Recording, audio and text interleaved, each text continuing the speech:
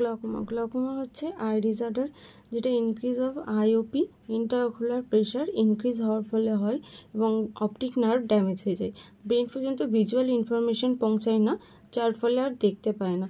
Normal IOP হচ্ছে 24 mmHg, 24 থেকে যখন বেশি হয়ে যায় তখন সেটা গ্লকোমা বলা যায়। গ্লকোমাটা এবার কী কারণে হয়, ডেভেলপটা হয়? গ্লকোমা হয় যে আমাদের আই থেকে অ্যাকুয়াস হিউমার নামে একটা ফ্লুইড বেরোয়, সেই ফ্লুইডটা যখন ইনক্রিজ করে যায় তখন গ্লকোমা হয়।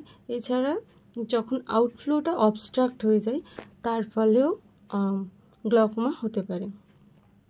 টাইপস অফ গ্লকোমা, টাইপস হচ্ছে 4টে types: congenital glaucoma, open angle glaucoma, close angle glaucoma বা ন্যারো অ্যাঙ্গেলও গ্লকোমা বলা যেতে পারে। আর লাস্ট হচ্ছে সেকেন্ডারি গ্লকোমা। ফার্স্টে ডেফিনেশন আমরা জেনে নেব কনজেনিটাল গ্লকোমা। কনজেনিটাল গ্লকোমা হচ্ছে যে ইউটেরাসে ডিফেক্ট হওয়ার পর গ্লকোমাটা ডেভেলপ হয়। সেই ক্ষেত্রে এটা খুবই একটা রেয়ার ডিজিজ কনজেনিটাল গ্লকোমা।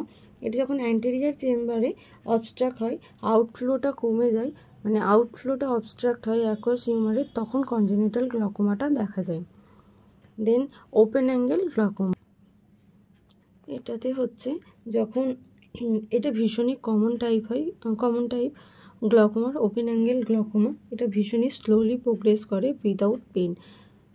এটা যখন অ্যাকুয়াস হিউমারের রাস্তাটা, আউটফ্লো রাস্তাটা ওপেন থাকে তখন ওপেন অ্যাঙ্গেল গ্লকোমা দেখা যায়। দেন ক্লোজ অ্যাঙ্গেল গ্লকোমা, যখন রাস্তাটা অবস্ট্রাক্ট হয় বা ন্যারো হয়ে যায়, দেন ক্লোজ অ্যাঙ্গেল গ্লকোমা বা ন্যারো অ্যাঙ্গেল গ্লকোমা দেখা যায়।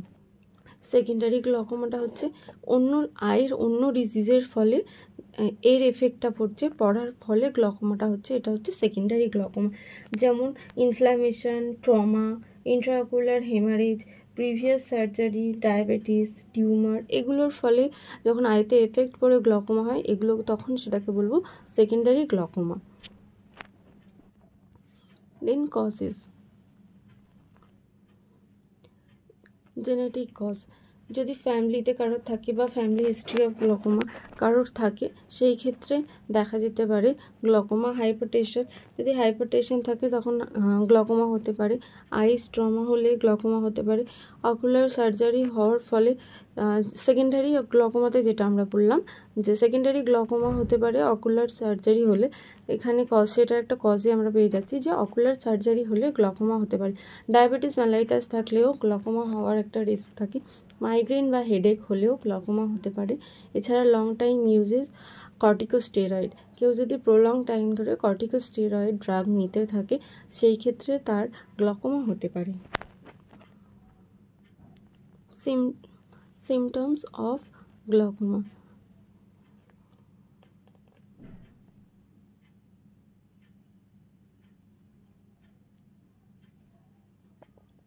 মাইল্ড আইস পেন, হালকা পেন থাকবে চোখে, এছাড়া রেডনেস, চোখটা।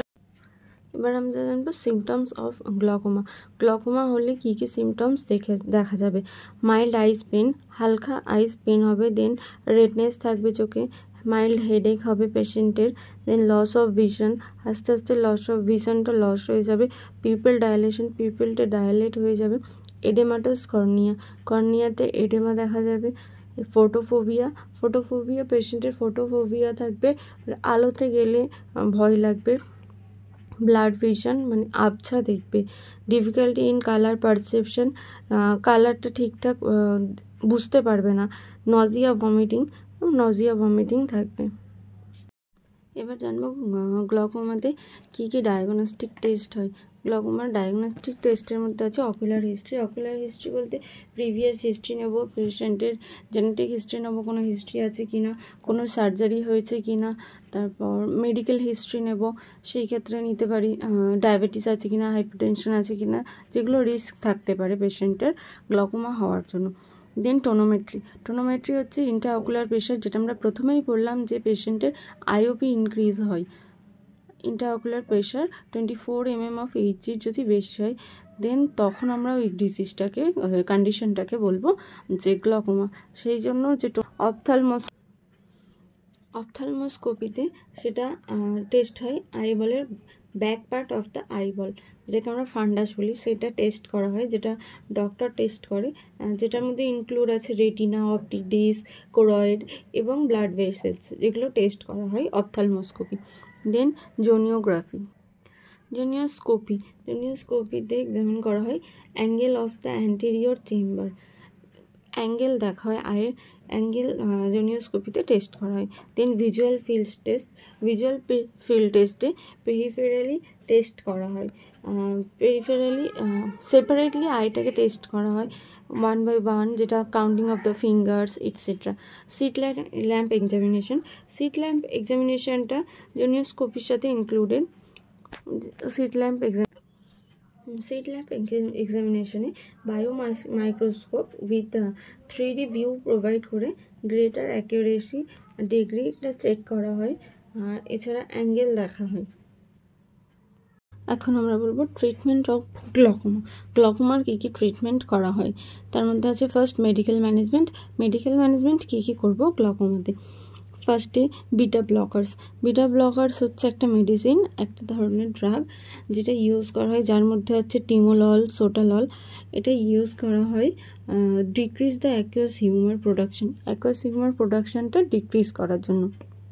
তো এছাড়া আমরা আর ইউজ করতে পারি কোলিনার্জিক ড্রাগ, যার মধ্যে আছে পিলোকার্পিন এবং কার্বোকল, যেটা ইউজ করা হয় ওভার প্রোডাকশন অফ অ্যাকুয়াস হিউমারের ওভার প্রোডাকশনটা রিডিউস করার জন্য।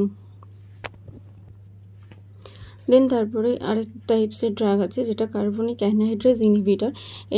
এর আন্ডারে পড়ছে মিথাজোলামাইড, যেটা ইউজ করা হয় অ্যাকুয়াস হিউমার ফ্লুইডটা ফর্মেশনও রিডিউস করে এবং সিক্রেশনটাও রিডিউস করে। দেন আছে অ্যাড্রিনার্জিক অ্যাগনিস্ট, যার মধ্যে পড়ছে এপিনেফ্রিন, যেটা ইন্ট্রাঅকুলার প্রেশারটা রিডিউস করতে হেল্প করে।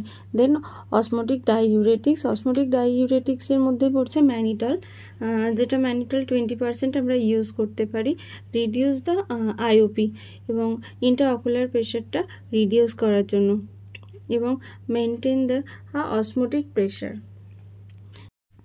দেন আমরা চলে যাব সার্জিক্যাল ম্যানেজমেন্ট অফ গ্লকোমার সার্জিক্যাল ম্যানেজমেন্টে ফার্স্টে আছে আর্গন লেজার ট্রাবিকিউলোপ্লাস্টিটা হচ্ছে, যেখানে এটা বেশিরভাগ ইউজ করা হয় ওপেন অ্যাঙ্গেল গ্লকোমাতে, এখানে অ্যাকুয়াস হিউমার ফ্লুইডটা ড্রেন করে বের করে দেওয়া হয় এবং ইন্ট্রাঅকুলার প্রেশারটা মেনটেন করা হয়। দেন আছে লেজার ইরিডোটমিতে ইউজ করা হয় ন্যারো অ্যাঙ্গেল গ্লকোমাতে। এখানে আইরিসে হলো ক্রিয়েট করে স্মল ইনসেশন দিয়ে সেখানে অ্যাকুয়াস হিউমার ফ্লুইডটা ড্রেন করে মেনটেন করা হয় ইন্ট্রাঅকুলার প্রেশারটা।